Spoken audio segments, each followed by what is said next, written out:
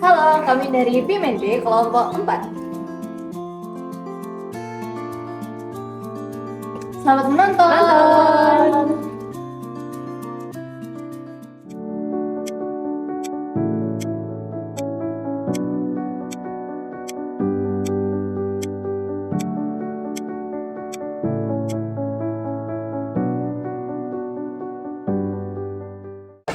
Nah, jadi apa penyebab menurunnya pengaruh aliran sekularisme?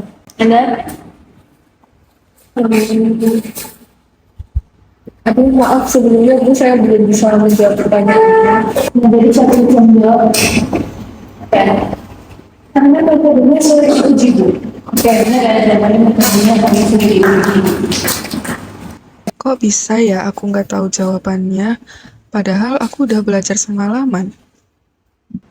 Raina, kalau boleh tahu gimana sih tips belajarmu? Aku pakai metode space practice atau metode 2357.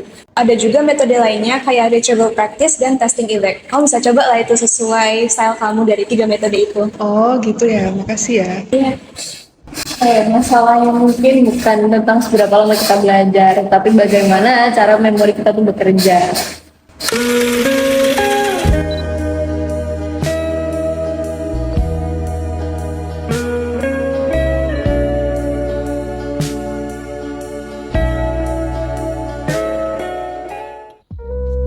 Memori dalam psikologi kognitif adalah proses mental aktif yang melibatkan pengkodaan atau penerimaan, penyimpanan, dan pemanggilan kembali informasi dari masa lalu. Ini mencakup 3 jenis utama, yaitu yang pertama memori sensorik atau sementara, yang kedua memori jangka pendek atau short term memory terbatas, dan yang ketiga adalah memori jangka panjang atau long term memory permanen, yang bekerja melalui pemrosesan informasi terstruktur. Namun, memori manusia tidak selalu bekerja dengan sempurna. Informasi yang kita pelajari bisa cepat hilang jika tidak diproses dengan cara yang tepat. Hermann Ebbinghaus yang lahir pada tahun 1850 dan wafat pada tahun 1909 adalah seorang psikolog Jerman yang merintis sebuah studi eksperimental terkait dengan memori dan menemukan fenomena kurva pelupaan atau yang disebut dengan forgetting curve. Berdasarkan penelitiannya, memori manusia akan menurun drastis sesaat setelah informasi dipelajari, terutama dalam 1 jam pertama, dan akan terus berlanjut hingga 2/3 informasi akan hilang dalam kurun waktu 24 jam. Selanjutnya, mengapa kita bisa lupa melalui theories of forgetting atau teori lupa dalam psikologi kognitif? Yang pertama, pengkodean yang tidak efektif. Fenomena ini kadang disebut dengan pseudo forgetting atau informasi yang tidak pernah masuk ke dalam memori diakibatkan kurangnya perhatian. Contohnya, ketika dosen menjelaskan materi di kelas, tapi kita malah asik bermain handphone. Saat mengerjakan ujian, kita merasa tidak pernah diajarkan materi tersebut. Padahal, kita yang tidak menyimak materi itu sehingga informasi itu tidak pernah masuk ke dalam memori. Yang kedua, decay teori atau teori peluruhan.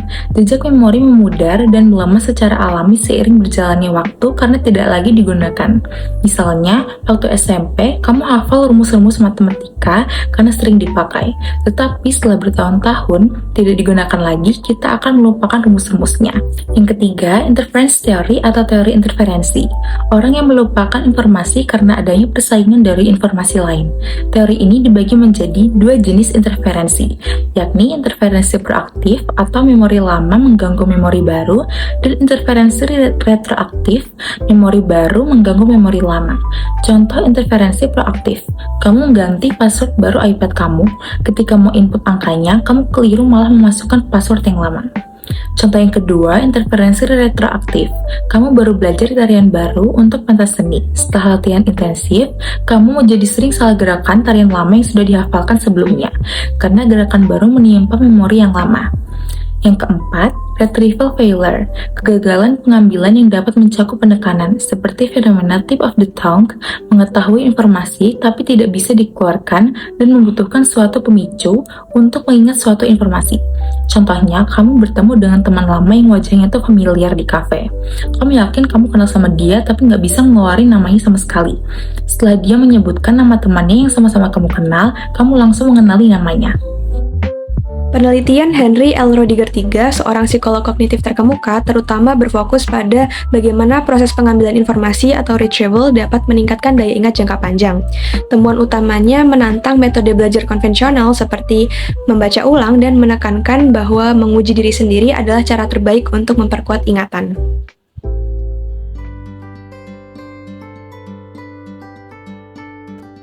Flashcards adalah metode pembelajaran visual menggunakan kartu dua sisi, pertanyaan atau istilah di depan, dan jawaban atau definisi di belakang kartu, untuk memperkuat memori jangka panjang melalui active recall atau mengingat aktif dan pengulangan. Kartu dipisahkan berdasarkan tingkat penguasaan untuk diulang kembali hingga hafal.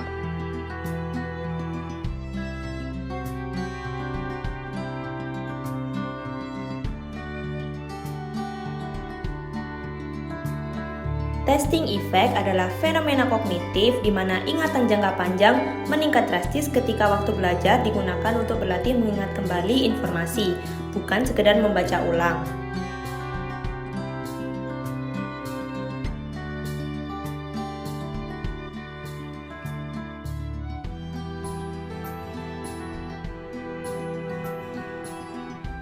Metode 2357 adalah teknik belajar dengan meninjau kembali materi secara bertahap setelah proses belajar pertama. Peninjauan dilakukan setelah 2 hari, 3 hari, 5 hari, dan 7 hari. Metode ini bertujuan untuk memperkuat ingatan sehingga materi jadi lebih mudah diingat dalam jangka waktu yang lebih lama. Nah, minggu lalu kan kita membahas mengenai aliran sirkulasi. Apa dia masih ingat pengaruh menurunnya aliran sirkulasi itu apa?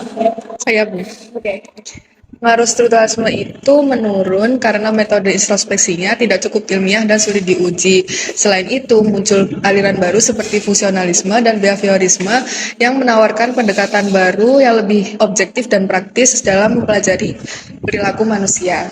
Oke, benar ya. Itu jawaban secara intinya mengenai menurunnya pengaruh aliran sirkulasi.